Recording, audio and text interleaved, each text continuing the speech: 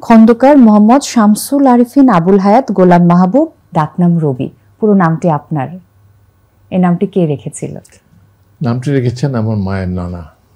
আচ্ছা। আমার বংশের টাইটেল হচ্ছে খন্দকার, আর আমাদের নামের আগে তো বেশিরভাগ সবারই মোহাম্মদ থাকে। জি। শামসুল আরিফিন আবুল হায়াত এটা হলো মূল নাম, তার সাথে আবার গোলাম মাহবুব লাগিয়েছেন উনি।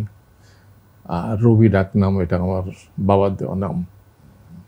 তো সময়ের মানে কি বলবো, আবর্তনে আস্তে আস্তে সবকিছু ঝরে পড়ে গেছে। রবি নামটা তো বন্ধু বান্ধব আত্মীয় স্বজন ছাড়া এখন আর কেউ সেরকম ডাকে না, আবুল হায়াত হিসাবে পরিচিত।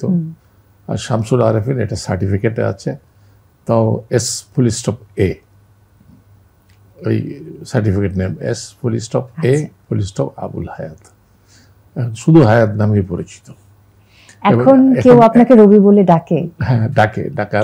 ডাকার মানুষ আছে, আমার বন্ধু বান্ধব দু চারজন আছে। আমার দুটো বড় বোন খুব ডাকতো আমাকে, তারা দুজনেই প্রয়াত, তারা দুজন চলে গেছে।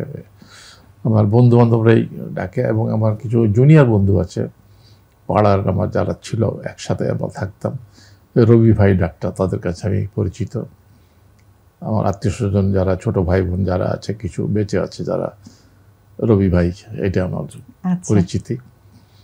কার কাছ থেকে রবি ডাকটা শুনতে আপনার মন খুব আনচান করে বা চায় যে এই নামে যদি আমাকে এই মানুষটি ডাকতো? না, সেটা তো মা যখন ডাকতেন রবি বলে, বা বাবা যখন ডাকতেন, এটা সবচেয়ে কাম্য আর কি। মানে খুব আশা করতাম আর কি যে কখন ডাকবে। আগে বাবা ডাকলে ভয় পেতাম, মা ডাকলে খুশি হতাম।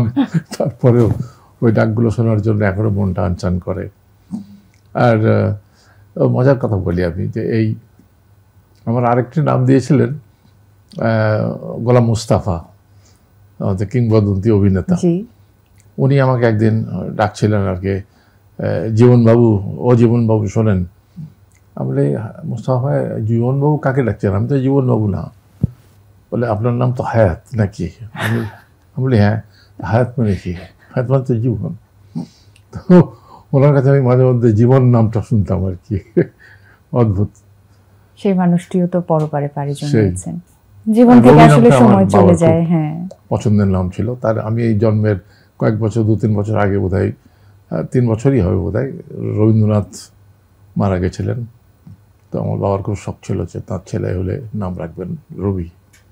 সেখান থেকে রবি।